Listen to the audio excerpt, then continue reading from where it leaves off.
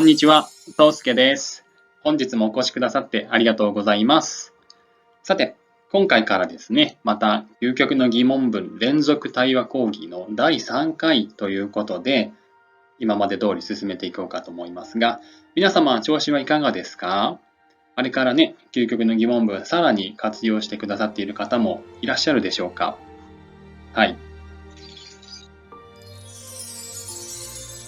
さて、今回の内容なんですけれども、まず、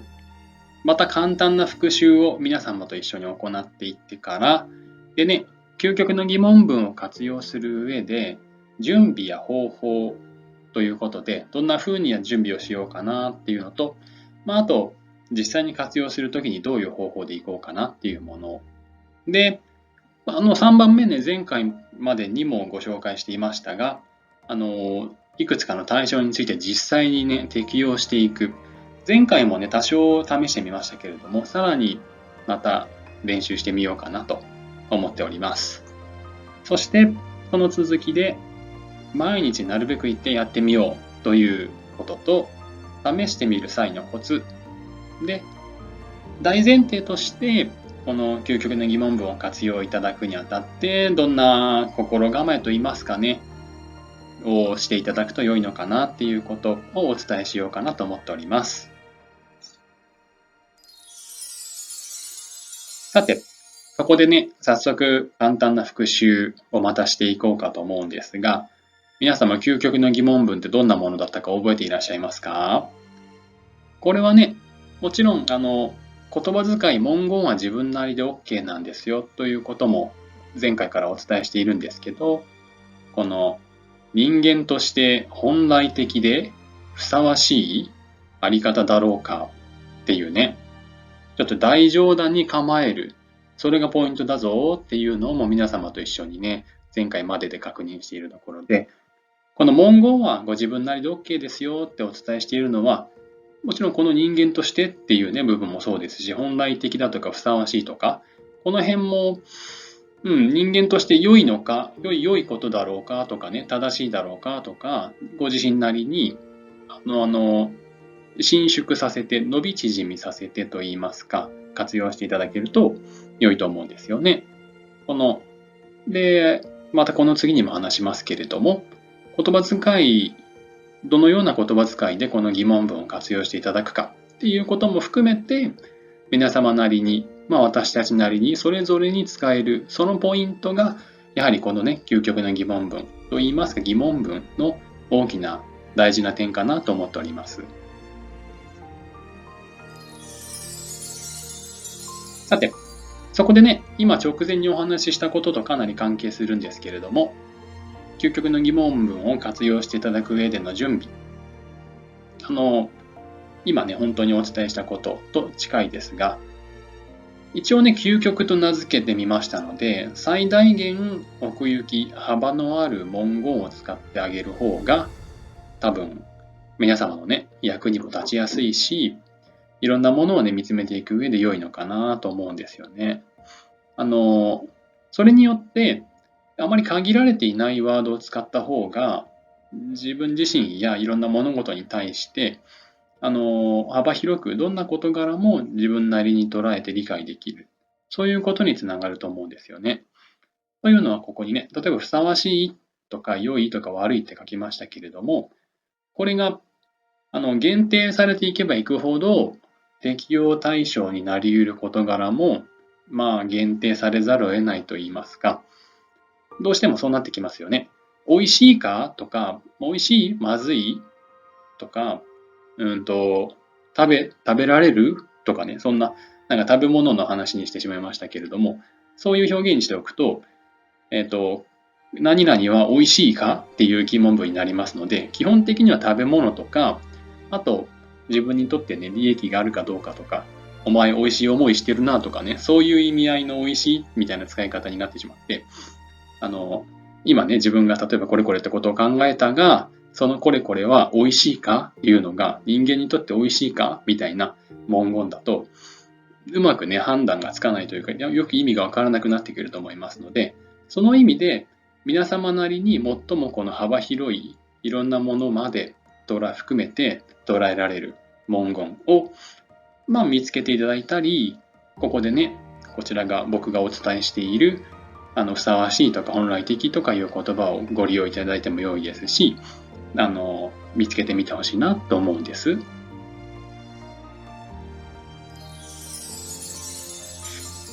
さてそこで実際にね、どんな風に活用していこうかということを皆様と確認したいんですけれども、その流れとしては、何か適用しようというときに、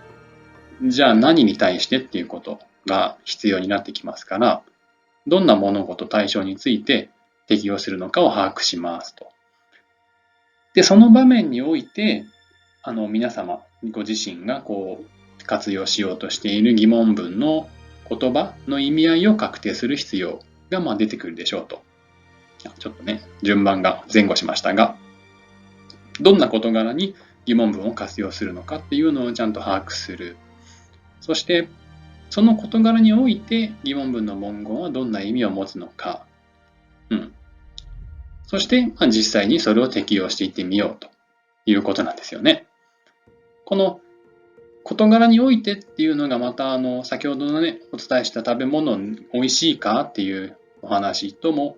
共通というか関係していると思うんですけれども、食べ物について疑問文を適用しようとして、で、ふさわしいかとかね、例えばそれが人間にとってふさわしいかっていう表現をしたとしたら、ふさわしいってどういう意味なのかと。食べ物の話だから美味しいっていう意味か、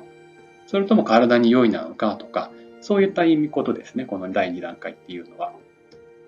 それを実際に検討するのが第3段階ということになっております。では次からね、具体的に試していってみましょうか。まず、私たちが頭の中で考えたこと、思い浮かんだことなどなどに対して使ってみましょう。ひどいことを言われて、カッとして、このカッとしてっていうのね、前々回の例にも出しましたけれども、ぶん殴りたいと思った。こいつをぶん殴りたいと思った。本当にカッとして。またね、順番にじゃあ検討していってみましょう。どんな対象について、どういう意味の、もうその私たちが使おうとしている疑問文の文言の意味がどんななのかを捉えて、で、使ってみると。まず、対象。ね、ここは自分で考えたことっていう一応タイトルにしておりますので、自分の考え、思考、あるいは、このぶん殴りたいと思ったということですから、その行為なのかと。すなわち、このぶん殴りたいと思ったことなのか、実際にぶん殴ることなのかとかね。この辺はもちろんたった一個取り出しでもいいですし、こういうね、いろんな事柄ちょこちょこっていう全部に要素が含まれていますから、それらをね、具体的にもっと取り出しても良いのですよね。そのひどいこと言われることとかね、自分がこんな風なこと言われること、カッとすること、そんなのはどうなのかとか。で、そこで、一応ここで皆様と一緒に叩き台として僕がね、提示させていただいている疑問文は、人間として本来的なのかふさわしいのかとかね、そういうあり方なのかっていう表現をしていますので、ふさわしいで一緒に試してみようと思うんですけれども、この場合、ひどいことを言われてカッとしてぶん殴りたいと思ったというような場面において、人間としてふさわしいって何を指すんですか？どんな意味合いになるんでしょうかと。あり得るってことなのか、人間ならそういうことはあり得るよねなのか、人間の振る舞いとして正しいのか、人間としてそうあるべき、叱るべきなのかとか、あとね、いくつも皆様ご自身でもね、考えていただいて良いんですけども、例えばふさわしい、そうあるのがちょうど穏やかなのかとか、すごい言いやすいのか、過ごしやすいのか、気持ちが楽なのかとかね、そのあたりを私たち自身、皆様自身で一旦確定といってもね、その絶対にその意味だけっていう意味合いではなくて、その文言の意味合いの本質というか奥行きみたいなところですね。それを把握してあげて、さて実際に適用してみるとどうかということなんですけれども、例えば、一応ね、このあり得る、正しい、しかるべき、どれを取ったかとか、他にどんな意味合いかっていうのは、それぞれだと考えて、ふさわしいっていう言葉を一応そのまま使うようなイメージでも良いと思うんですが、でね、そのようにぶん殴りたいと思う、そういう考えや思考が浮かんでくるだけなら自由かな、ふさわしいかな、あり得るかな、正しいかどうでしょうかと。しかるべき、そうあるべき。当然そうです。そんなこと言われたら怒って当然かな。ぶん殴りたいとまで思うのはどうなのかな。ぶん殴りたいなのか、ちゃんとお話しして視力をつけたいとかなのか、先生に言いつけるぞなのか、どのあたりがふさわしいのかなみたいなことでね、こちらから3段階目から2段階目に戻る。で、さらに対象に戻るっていう場合もありますよね。今お話ししたように、ぶん殴りたいとまで思うのが自由かな。やっぱそれよりはそんなひどいこと言わないでほしいと思うぐらいの方が、自然かなとかね。そんなことで、自分の振る舞い、これはね、最初の回からお話ししていますけれども、自分の振る舞いなどなどをよく見つめる手段として、この疑問文が使えるぞという点ですよね。で、あと、この後半といいますか、行為の方をぶん殴りたいと思って本当にぶん殴るのはどうかっていうことですね。それはふさわしいか人として、あり得るか正しいかしかるべきか。そう考えると、ある程度の割合の方は、本当にね、カッとしてぶん殴りたいと思って、ぶん殴ってしまうのはまずいかもなと、お感じになる方もやっぱり多いと思うんですよね。で、こんな風にして、最終的に落としどころとしてね、どうなるんだっていうね、疑問もあるかもしれませんが、なんて言うんでしょうか、解決策を見出そうとするよりかは、ここまで進んでくると、自分のあり方というか、自分の様子がよく、最初でね、ぶん殴りたいと思ったクソっていうところから、結構深まっているはずなんですよね。で、ここに基づいて何かしてもいいし、逆にね、カットするの当然だよな、って自分で納得できたり、そうだよなって落ち着いたら、それで収まるってこともよくありますし、そんな感じで使っていこうかなと。使っていただけたら良いんじゃないかなと思うんです。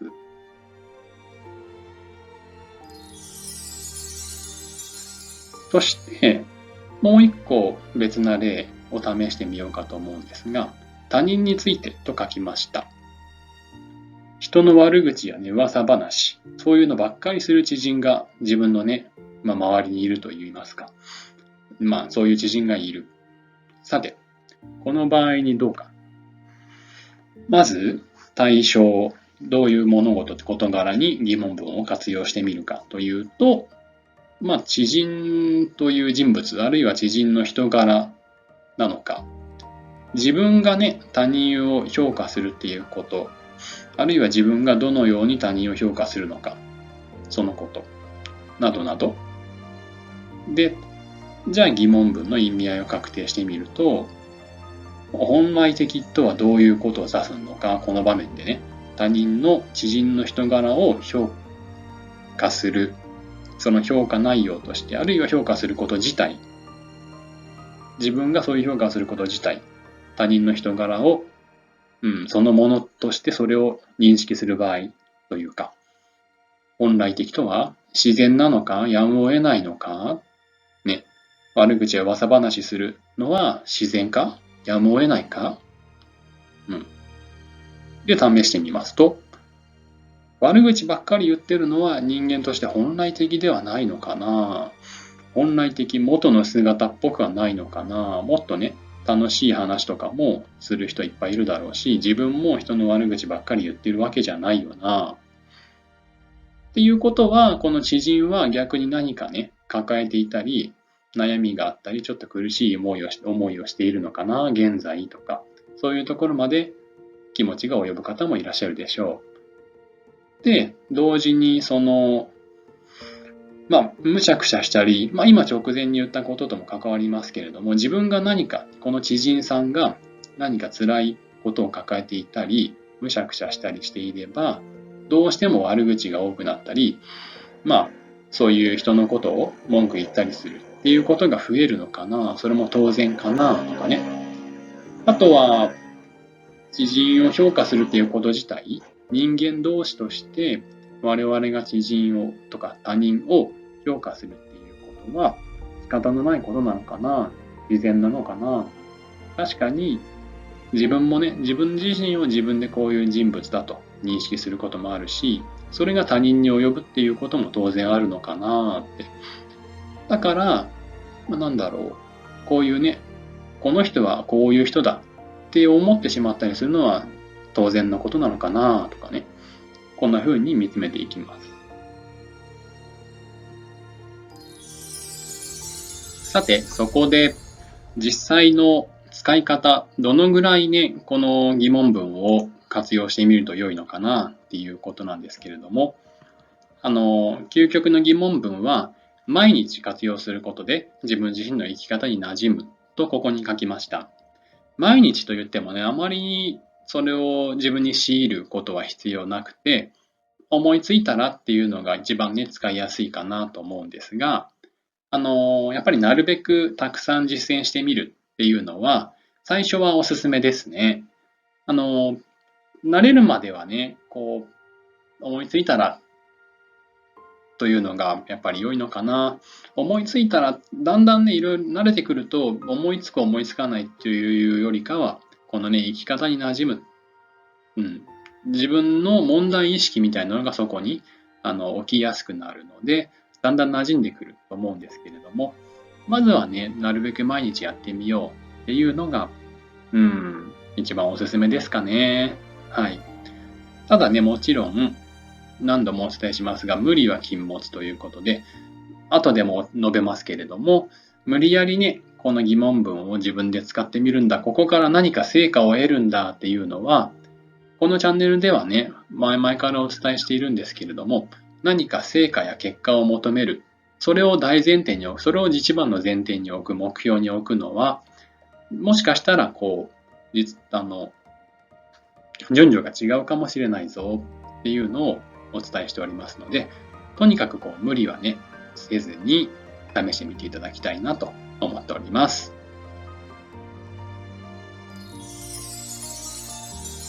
さて、そこでどんな風に実践するかというね、ことなんですが、ここはね、タイミングとかを限定するのがおすすめですね。直前で毎日なるべくっていう風に書きましたが、一日中ずっとやってるとね、ちょっと大変なことに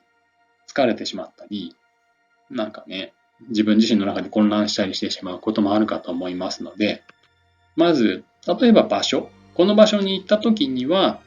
思い出したらやってみる。自宅にいる時、学校に行った時、職場に行った時。学校とか自宅だとね、結構いる時間が長い方も多いと思いますから、大変になっちゃう可能性も結構ありますが、学校や職場の、例えばお昼の時間なり、一つの授業時間とか、ある午前中のお仕事の間とか、そういう時に、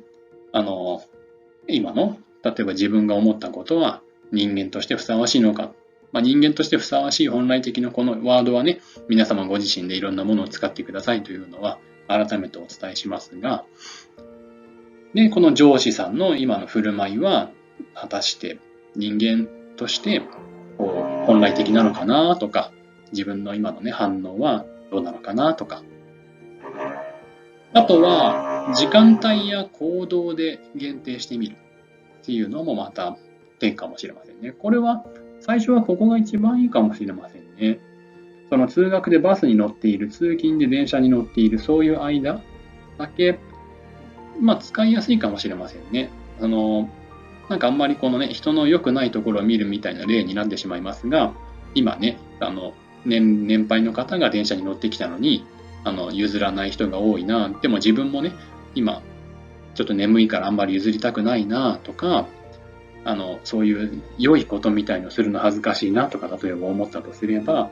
そう思うこと自体とか、ここで譲ること、譲らないことっていうのは、私たちが暮らす中に暮らす上で、本来的か、自然なのか、当然そうなのかとかね、で、あとは、ちょっとなんか、面倒くさいかもしれませんけども、事柄で限定っていうのも考えられるかもしれませんね。その、食べ物について、食べ物を食べるときに、ちょっと行動とね、似てはきますけれども、うん。ただね、これもなんでしょうか。例えば、カフェイン飲料を飲むのがお好きだったとして、毎日毎日ね、1本2本、そのレッドブルなりモンスターなり飲むぞと。じゃあ、このレッドブルやモンスターっていうのは、私たちが普通に取り入れる、体に入れるものとして、ナチュラルなのか自然なのかなとかね。あと、どうしても気持ちが沈みやすいな自分最近っていうね、もしことを自分でお気づきだとしたら、人間ってこんなにいつも気持ちが沈んだ状態に過ごすのが本来の姿なのかなとかね。そんな風に慣れてくるところ別に限定とかなんとかではなく、その浮かんできて現れてきた物事全般に対して活用できるようになると思うんですが、今言ったような形で試してみるのはね、最初かなりね、おすすめなような感じがしてます。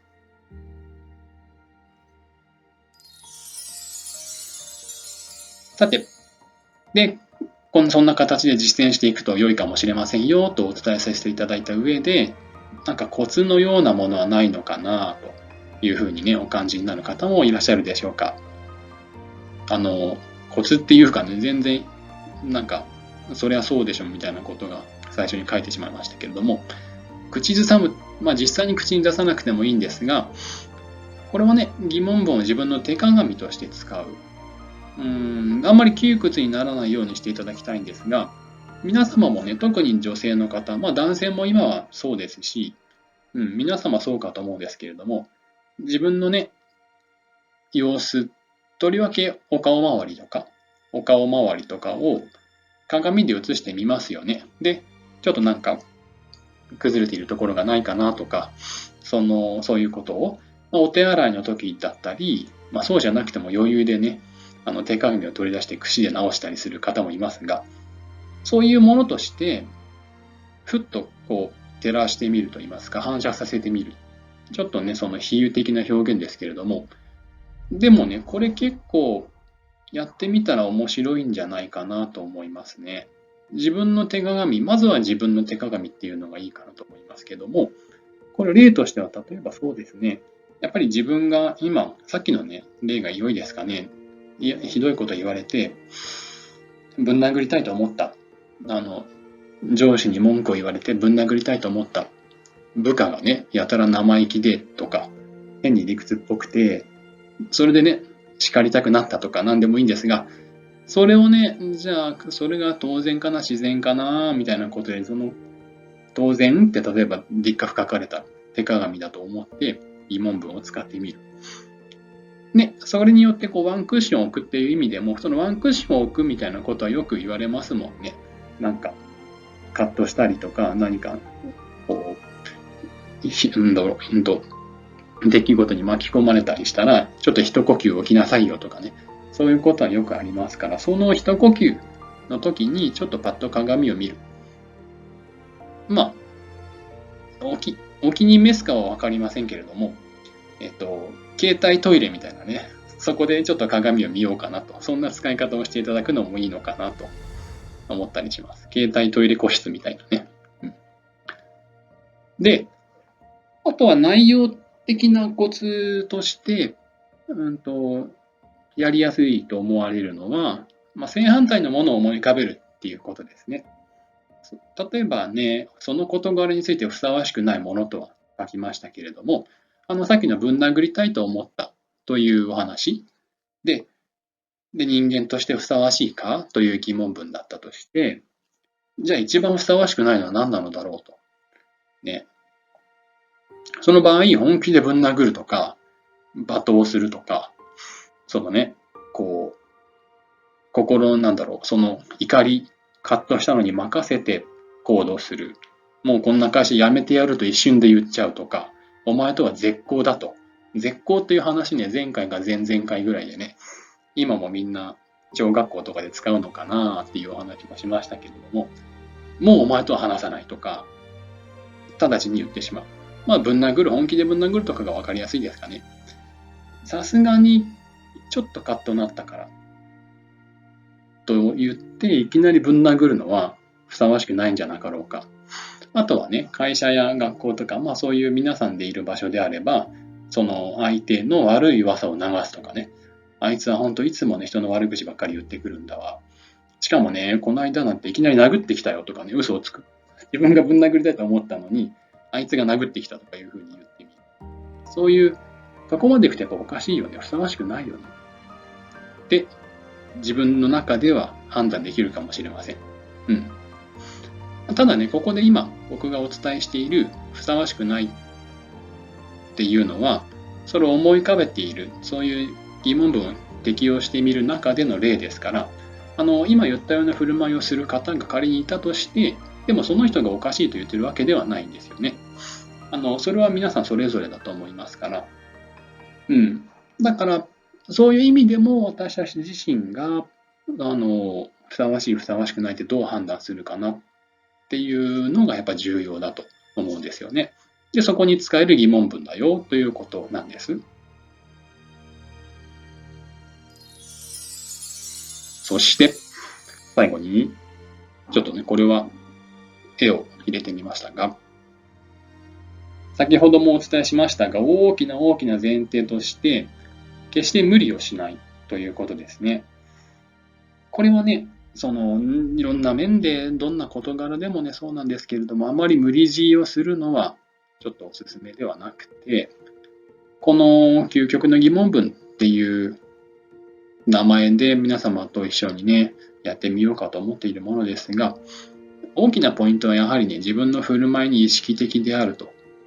そのことなんですよね。さっきのカッとなっていきなり殴っちゃったって、いきなり殴るのは、本当に殴りたいのかな、本当にっていうのは、その瞬間はね、カッとしてもう手が出そうだったけれども、本当に手を出してその結果というのを自分でね、引き受けたいのかなっていうのを、見ていけばですね、意識的に自分で理解していけば、おのずと振る舞いはね、自分の中で整ってくるかなというのが、ありまして、でね、この場面で意図的っていうのとの違いには、ぜひですね、皆様ちょっとお気をつけいただきたいなという気持ちもあります。その、意図的に自分をね、例えば、この疑問文、皆様が人間として正しいかという疑問文を作ったとして、その正しい振る舞いに意識的って使ってしまいました。間違えました。意図的に、あえて自分をそういう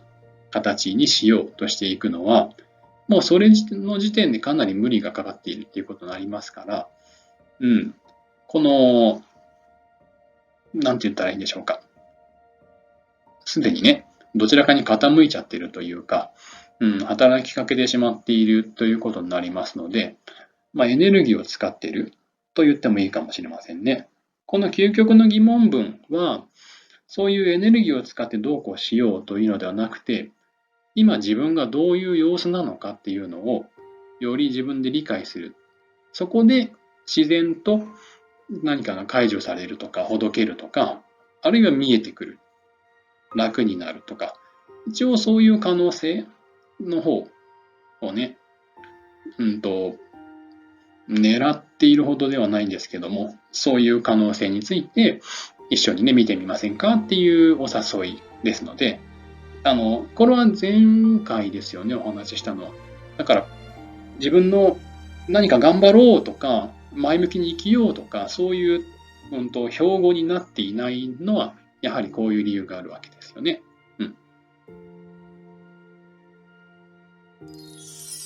さて、それで次回以降についてなんですが、いよいよね、今回で総論というか、この究極の疑問文という連続対話講義の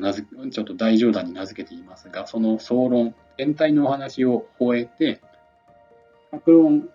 それぞれのね、トピックを取り出してきてみて、今日の実践例みたいなものをもうちょっとじっくりやってみようかなと思っております。一緒に自分なり、私たちなり、皆様なりの